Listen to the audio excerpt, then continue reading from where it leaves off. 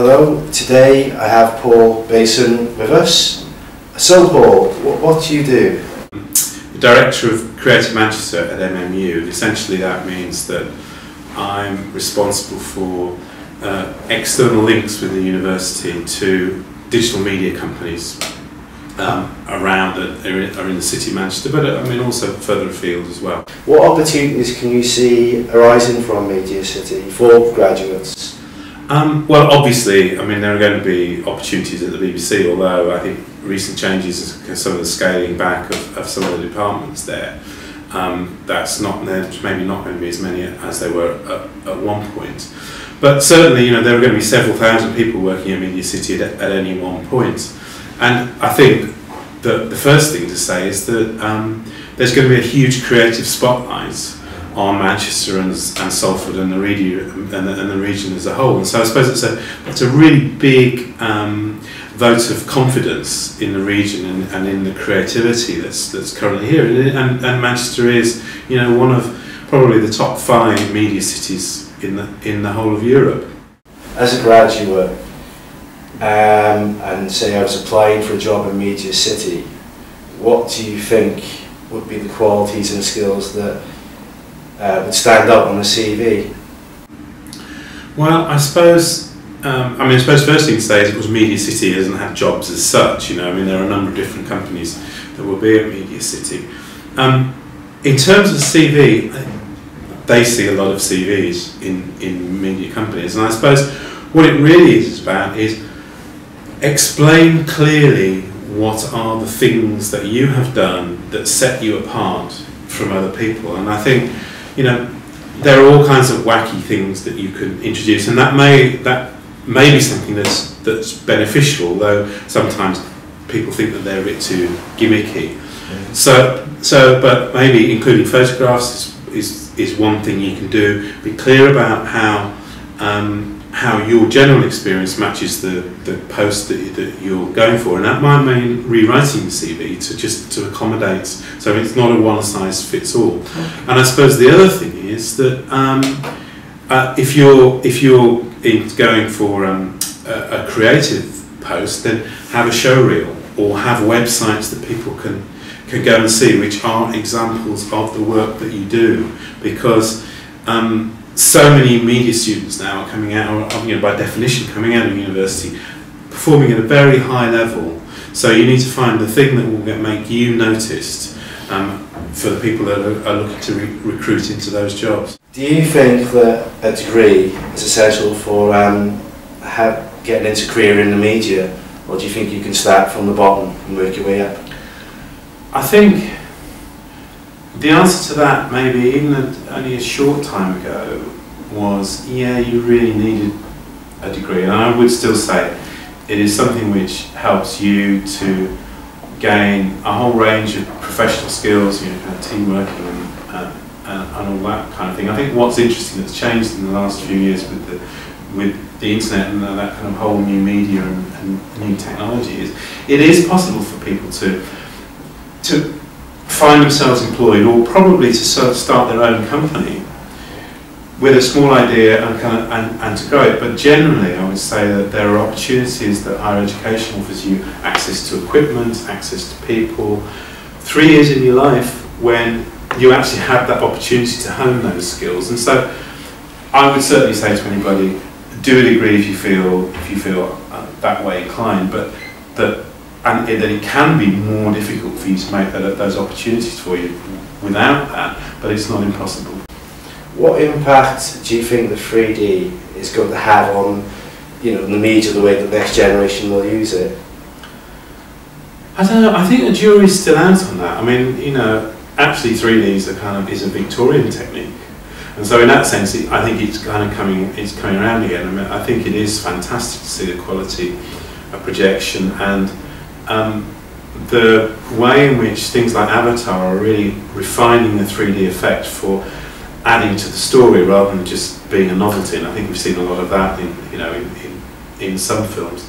But I suppose it's still really to be seen, you know, how viable is that in in the living room, for example? Do people want to sit with active shutter glasses on through the whole of an evening's viewing? How does that translate to handheld devices, stuff like the 3DS? Yeah, hasn't been a huge success. People have been saying it hasn't made them feel very well. And so I think it still feels like it's really early days for how we're going to use that technology. But I'm sure when people like Sony and Panasonic are pushing it, and the broadcasters are adopting it for things like live sports and things like that, I think it's probably going to find its way into our living room, so that it's kind of quite every day for us in a fairly short time. Do you think that it will open up new possibilities for graduates? I guess, I've met people who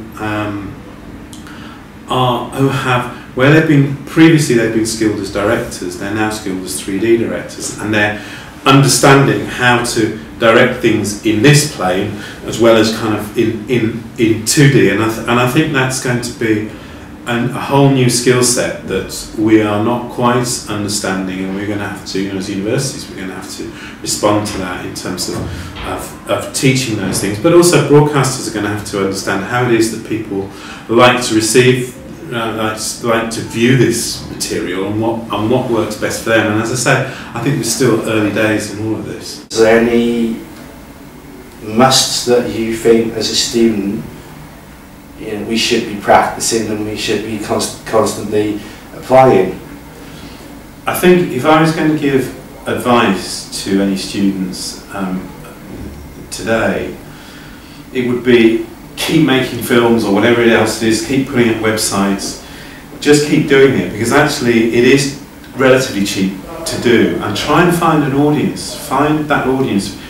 Make a blog. If you're a writer, make a blog about writing. Write things, put them up there, get people to respond to them. If you're a filmmaker, make films, put them on YouTube, enter them into competitions. Because that's the kind of thing, that's where the competition is. It's with other, if you're going to be competing for jobs, it's going to be with people who are doing similar things to that. So I suppose it's, don't sit back and think that at some point you're going to have to start this. Actually, if you're a filmmaker, be a filmmaker. And I think what follows from that is look for opportunities where you might be able to go volunteer on a film, or help somebody else out, or start to create opportunities for yourself, which actually I think, my experience is that you get paid back in the end. That those, if you are shown to be willing to to help people out, or just interested in what people are doing, then when there are opportunities, those can happen for you. But I think you've got to be enthusiastic. It might mean doing some long hours for no pay at some point, but that those opportunities do come for people who've got talent and are dedicated to what they want to do. I think things have changed at such an incredible pace in the last few years that it's very, very difficult to imagine what the future might be. But I think that's also the excitement, because we don't know where the opportunities might be, and I think the opportunities are absolutely boundless for anybody who wants to work in the media and is kind of looking for where the opportunities are at this. Do you specifically get into the media industry? When I graduated, actually when I was studying, and even before I applied for a degree, the only thing I wanted to do was to work in the media, principally in television production at that time. And when I graduated, actually, I did a bit of volunteering work in a kind of training scheme around video skills, and from that I actually set up my own small production company that I ran for a couple of years. Relatively successfully, but I don't think I got the sense that it was really where I wanted to be going, but that allowed me to continue to be a filmmaker, and that was what eventually got me into one of a larger production company based in Manchester, and from then I went from being assistant producer to producer, and then through a series of jobs. But I suppose it was the real hunger that I had to carry on making films that made me set up my own company, and ultimately produced the opportunities that I kind of created for myself in the future. What advantages do you think there is by going freelance? I think the advantages of going freelance are, well, it's not, you know, it's not all rosy. It's kind of 6 of one, half a dozen the other. The great thing about going freelance is if you're busy, you're getting paid well. You're probably travelling. You're having, you're working on interesting projects with interesting people, and you're constantly learning new things and being challenged, put in different positions. Would be my experience of it.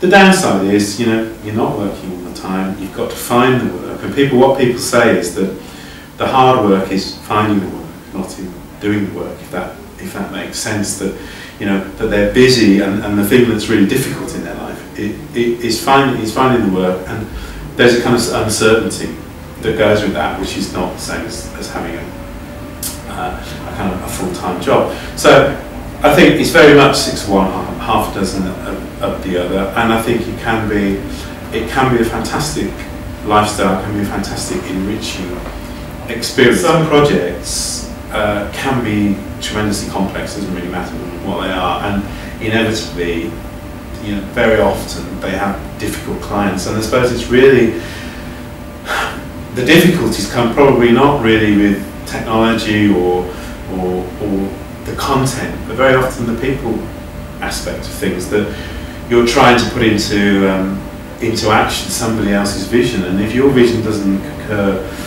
with their vision, then if they think it needs to be pink and you think it should be blue, then actually that can there can be fallings out over that, and a great deal of money can get wasted, and time and energy, and people can fall out over that kind of thing. So certainly for the producer or the project manager role, the kind of managing those, having those people skills and making things work well and anticipating those moments are incredibly important to kind of successful creative projects.